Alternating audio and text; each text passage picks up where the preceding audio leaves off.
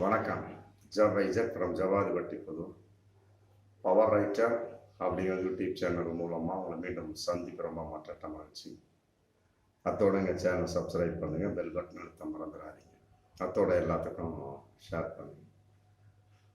Road show ஒரு தேர்தல் வந்தது அப்படின்னா எத்தனையோ கட்சிகள் இருக்குது இந்தியாவில். நாங்கள் அப்படி செஞ்சோம், இப்படி செஞ்சோம், மக்களுக்கு இப்படிப்பட்ட சீர்திருத்தங்களை செஞ்சோம், இந்த மாதிரி சட்டங்களை கொண்டு வந்தோம், இப்படிலாம் நிதி உதவி கொடுத்தோம், இப்படிப்பட்ட மாநிலங்களை நாங்கள் காப்பாற்றிட்டோம் சொல்லித்தான் அவங்க கேள்விப்பட்டிருக்கோம்.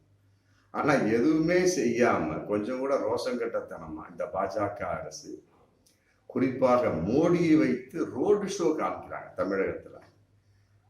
அது வட இந்தியாவில் ஒரு மிகப்பெரிய ஒரு தாம்பீகமாக கம்பீரமாக அதை அங்கே ஏற்றுக்கொள்ளப்படும். அவர்கள் ஏமாற்றப்பட்டு விடுவார்கள், அதில் மாற்று கருத்தே கிடையாது. அவங்க போட்டு வர்றதானே.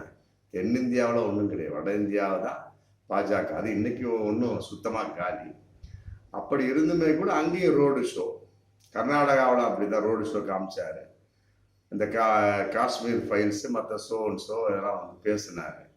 சுத்தமாக காலி. Karnataka wash out.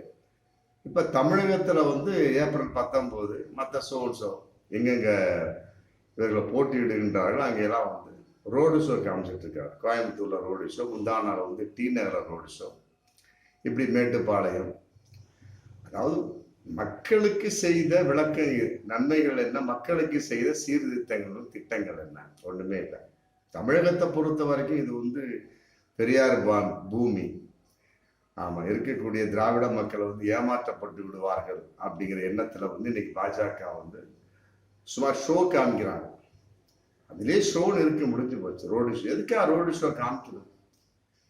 தெருவுல இறங்கி கேளுங்க. நிர்மலா சீதாராமன் சொல்லிட்டாங்க, நிக்கிறதுக்கு யோகியது இல்லை, கேட்டா பணம் இல்லை அப்படிங்கிறாரு. ஒரு நிர்மலா சீதாராமன் சொல்லக்கூடிய வார்த்தை சரிப்பா, ஓரளவுக்கு உண்மையாக இருந்தா நம்பக்கூடிய அளவுக்கு இருக்குதா? 9,000 கோடி தேர்தல் பத்திர ஊழல். அதுல இருந்து ஒரு சதவீதத்தை போய் தேர்தலை போட்டிடுமான்னு சொல்லி போட்டு மோடி கொடுக்காம போய்விடுவாரா? எத்தனையோ சிறு சிறு கட்சிகள்லாம் இருக்கிறாங்க. மாநில கட்சிகள்லாம் கூட ஒரு வேட்பாளரை போட்டியா கொடுக்குறாங்க. அப்புறம் அப்படி இருக்க சமயத்தில் நாகேந்திரன் எப்படி மாட்டினாரு? 15 கோடி ஒரு தொகுதிக்குன்னு ஒதுக்கப்பட்டு அதில் ஒரு 4 கோடி மாட்டிச்சு பாருங்க. 8 கோடி கொடுக்கக்கூடிய ஒரு சூழல்ல கோயம்புத்தூருக்கு உண்டான அமௌண்ட் போயிடுச்சு. மிச்சம் 7 கோடி மார்வாடியில் வைத்து கொடுக்க போறாங்க பாஜக. அப்படி இருக்கக்கூடிய சமயத்தில் நிர்மலா சீதாராமன் நிக்க வைக்கலாமே. செஞ்சிருந்தா தானே நிக்க வைக்க முடியும்.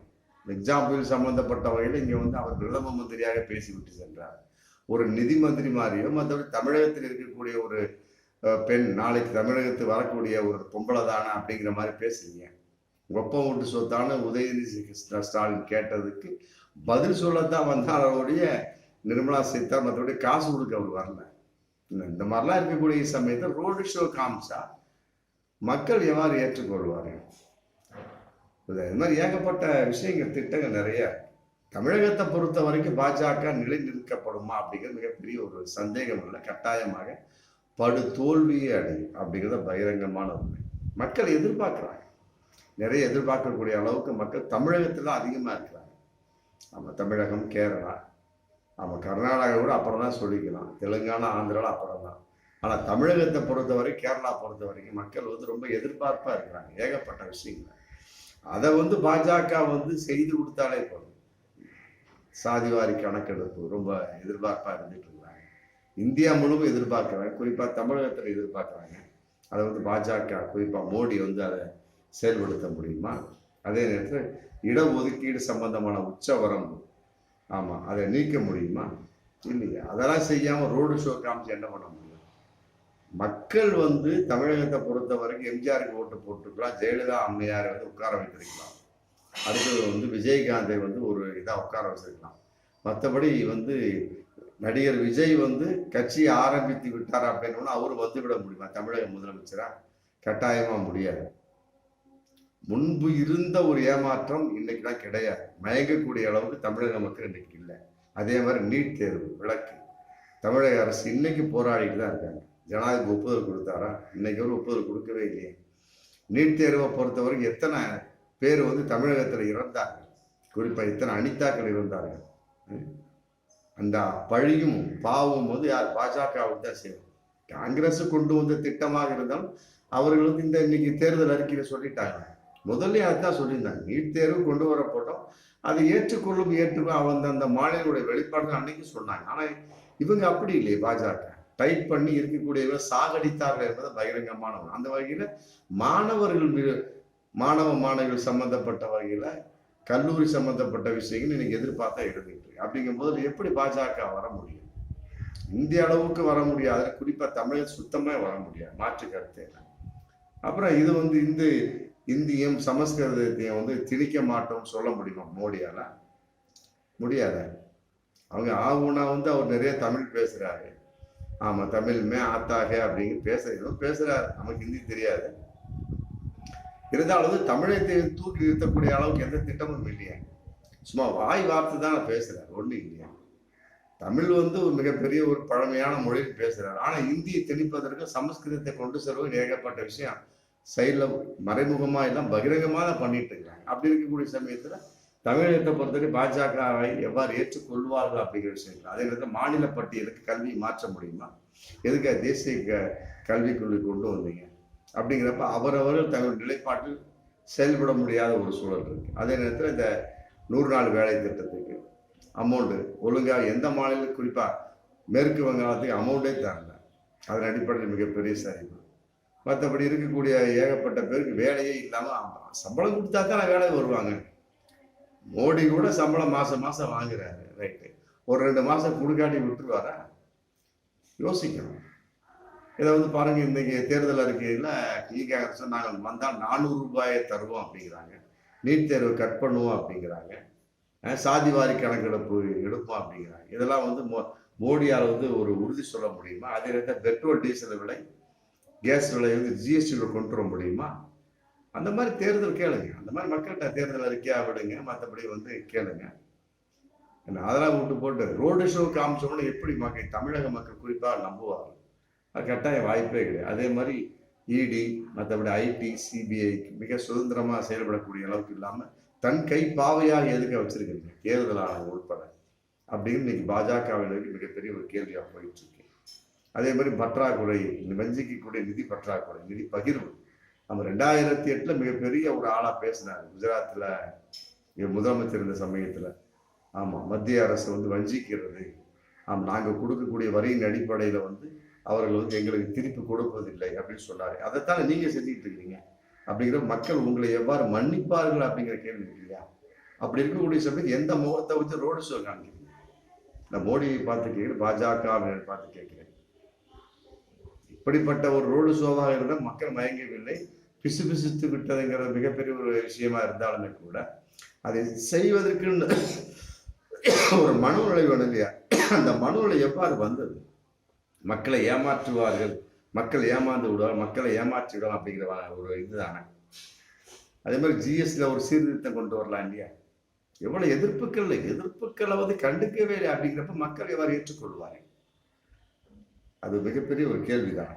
அதே மாதிரி தேர்தல் பத்திரம் சம்பந்தப்பட்ட மற்ற சிஏஜி ஊழல் குற்றச்சாட்டுகளை வந்து வெளிப்படையான விசாரிக்க முடியுமா? இல்லையே. அதுக்கு எந்த ஒரு வார்த்தையும் எல்லாமே மௌன குருவா தானே போயிட்டு இருக்கிறார். மௌன குரு, பேசாத குரு. ஆமா, இப்போ ரோடு ஷோல மட்டும் அப்படியே தாமரை காமிச்சா போட்டுருவாங்களா? வாய்ப்பே கிடையாது. ஆமா, அதே மாதிரி வந்து கருத்து சுதந்திரம், மற்றபடி வந்து பேச்சு சுதந்திரம், ஊடக சுதந்திரம் ஒண்ணுமே இல்லையே. அவ்வாறு எழுதக்கூடாது, இவ்வாறு எழுதக்கூடாது.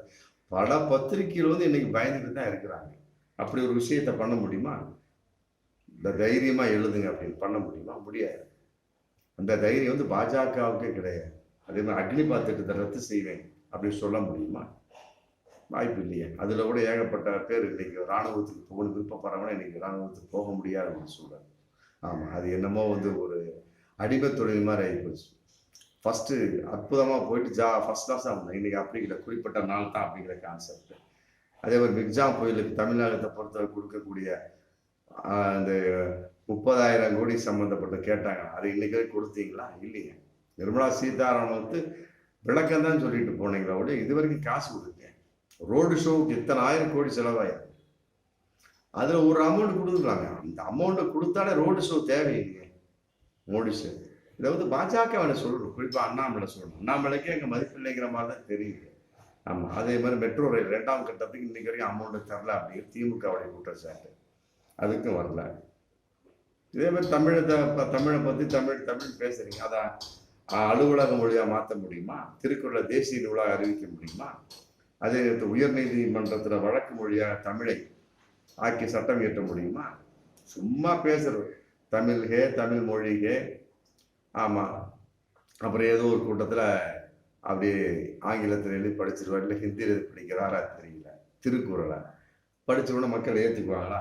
அதே மாதிரி சிஏ பொது சிவில் சட்டம், அப்புறம் ஊபியில் வந்து ஹராம் அப்படிங்கிற முத்திரை இடக்கூடாது. அப்புறம் இஸ்லாமிய வெறுப்பு பிரச்சாரம்.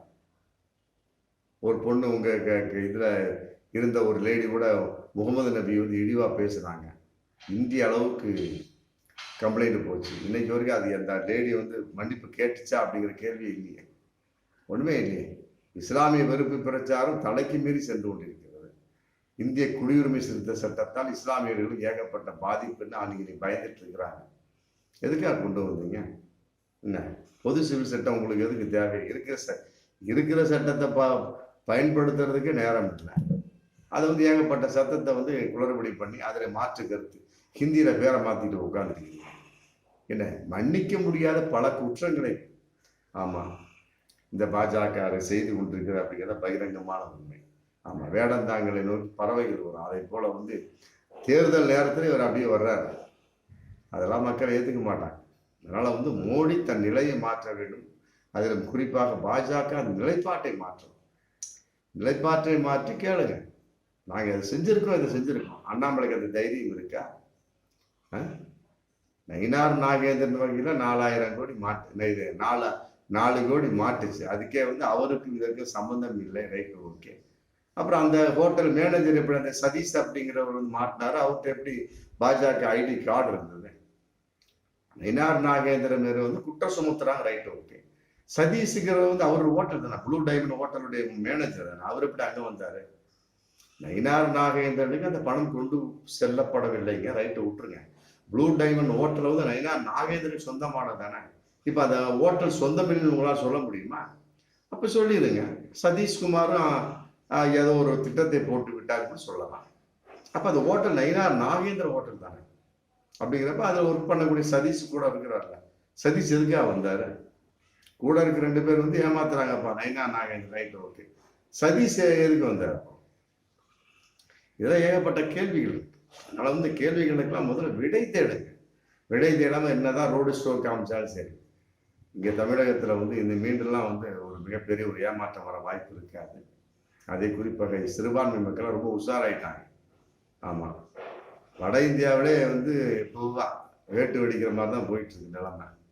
என்ன ஒன்றும் இல்லை, பாஜகவுக்கு 400 தொகுதியில் வெற்றி அடையும், 370 சொல்லிக்கிட்டு அடைய வேண்டிதான், ஒரு ரோடு ஷோ காட்ட வேண்டியதான். மற்றபடி உங்களுக்கு வந்து மக்கள் வந்து மிகப்பெரிய ஒரு ஏமாற்றத்தை வெளிப்பாடாக வந்து ஒரு பப்ளிக்கான ஒரு ஷோ காட்ட போகிறாங்க அப்படிங்கிறத பகிரங்கமான உண்மை. பார்ப்போம் மீண்டும் அடுத்த வீடியோவில்.